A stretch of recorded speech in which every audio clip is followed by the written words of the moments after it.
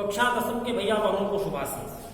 प्रिय भैया बहनों, हम सब धनुष भंग शीर्षक के अंतर्गत जो प्रकरण है उसका भावार्थ समझ रहे हैं। कल दोहा क्रमांक 2 तक का भावार्थ मैं आपको बता दिया था। राम ही प्रेम समेत लखि सखिन समीप बोलाई, सीता मातु स्नेह बस वचन कहीं बिलखाई।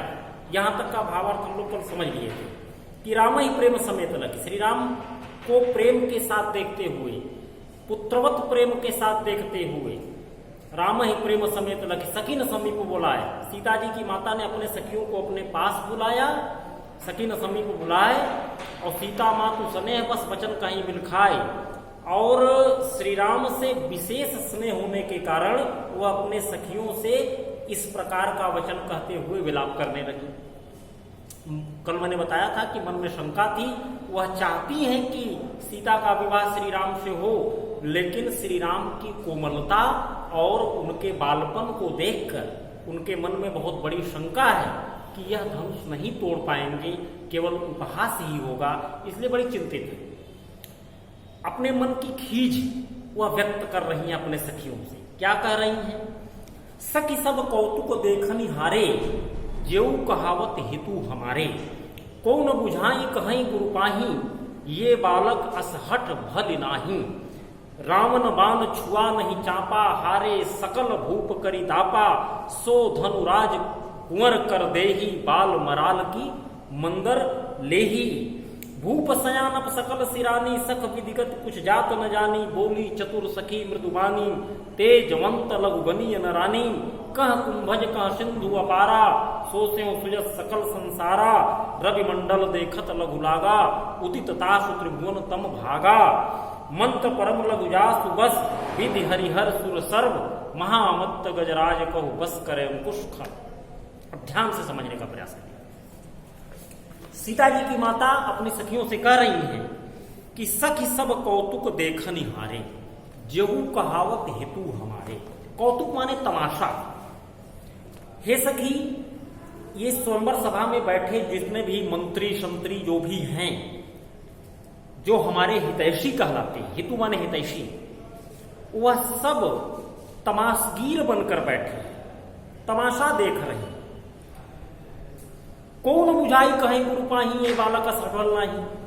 कोई भी इनके गुरु के पास जाकर, किसके गुरु के पास जाकर? श्री राम के गुरु के पास जाकर, विश्वामित्र जी के पास जाकर कोई उनको यह नहीं समझा रहा है कि ये बालक असहट भले नहीं, कि श्री राम अभी बालक हैं और धनुष तोड़ने के लिए उनका हट करना ठीक नहीं है। रावण बाण छुआ नहीं चापा, हारे सकल भूप करी दापा।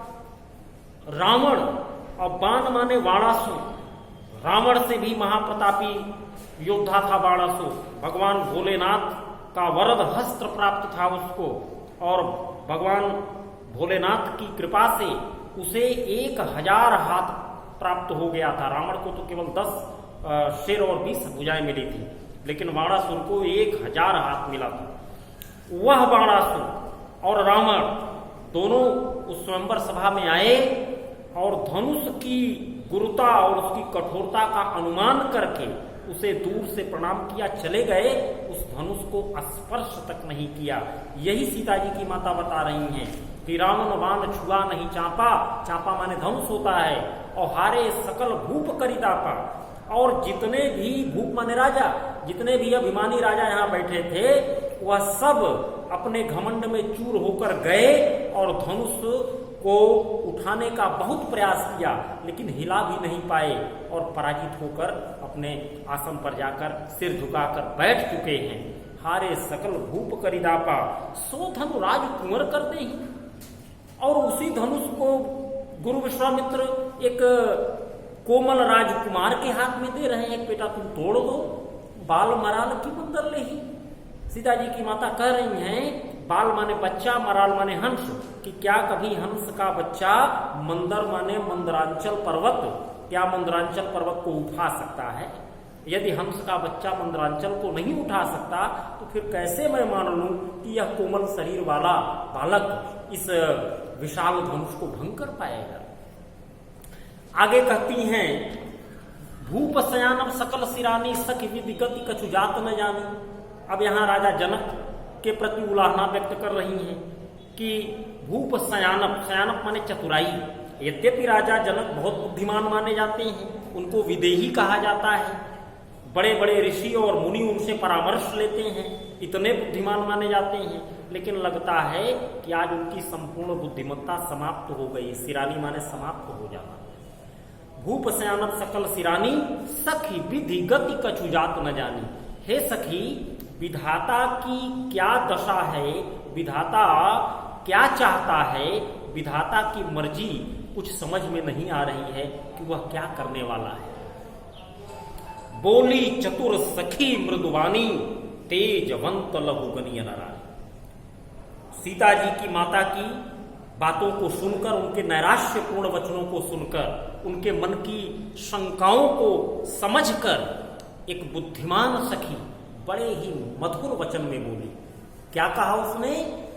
तेजवंत लघु गनीय रानी। हे रानी, तेजवान को छोटा होने पर भी छोटा नहीं समझना चाहिए।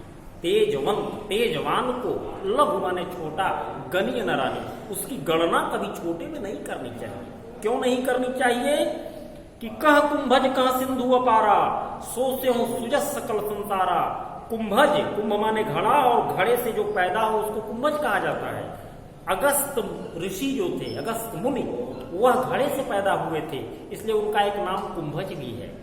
तो वो सखी समझा रही है कि कहाँ छोटे से घड़े से उत्पन्न हुए अगस्त मुनि, और कहाँ सिंधु अपारा, और कहाँ अपार सागर, दोनों में कोई साम्य नहीं है।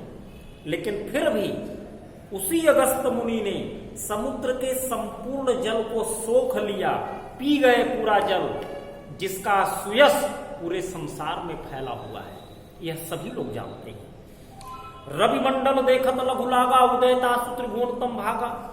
रवि माने सूर्य और मंडल माने होता है घेरा। सूर्य का घेरा आकाश में देखने पर इतना ही छोटा सा ही तो दिखाई देता है, लेकिन उसी सूर्य के उदित होने पर त्रिभुवन, तीनों लोकों का, तम माने अंधकार, समाप्त हो जाता है। नाना प्रकार के दृष्टांतों के माध्यम से वो समझा रही है, उनके मन को सांत्वना दे रही है कि आप चिंता मत करिए, जो होगा सब शुभ ही शुभ होगा। रवि मंडल देखत लघु लागा, उदयता त्रिभुवन तम भागा। और उसके बाद वो कहती है, मंत्र परम लघु जासु बस विधि हरि हर सुर सर्व। वह मंत्र बड़ा ही छोटा है, मंत्र परम लघु, लघु माने छोटा, जासु बस, जिस मंत्र के वश में कौन कौन है? विधि ब्रह्मा जी, हरि भगवान विष्णु, हर भगवान शिव, सुर सर्व और समस्त देवता। जिस मंत्र के वशीभूत ब्रह्मा विष्णु महेश और सभी देवता हैं, वह मंत्र बहुत ही छोटा है। और महामत्त गजराज को बस कर अंकुश खर्व, महान मत वाले हाथी को वश में करने वाला जो अंकुश होता है, जो महावत के पास होता है, जो हाथी का महावत होता है, उसके पास छोटा सा जो छोटी सी जो बर्छी होती है, उसको अंकुश कहा जाता है। तो वह अंकुश हाथी की तुलना में बहुत सूक्ष्म होता है, लेकिन उसी अंकुश से वह महावत हाथी को अपने वश में पूर्णतया कर लेता है। इसलिए हे रानी, आपको संदेह नहीं करना चाहिए। प्रिय भैया बहनों, आज हम सब यहाँ तक का भावार्थ समझे हैं। शब्दार्थ आप लोग कापी में नोट कर लेंगे, याद कर लेंगे, भावार्थ को भी लिख डालेंगे। काव्यगत सौंदर्य, भाषा अवधि, रस श्रृंगार, गुण प्रसाद, छंद में चौपाई और दोहा, अलंकार में अनुप्रास, रूपक, प्रश्न और दृष्टांत, ये इतने अलंकार हैं। कल हम इसके आगे पढ़ेंगे। धन्यवाद।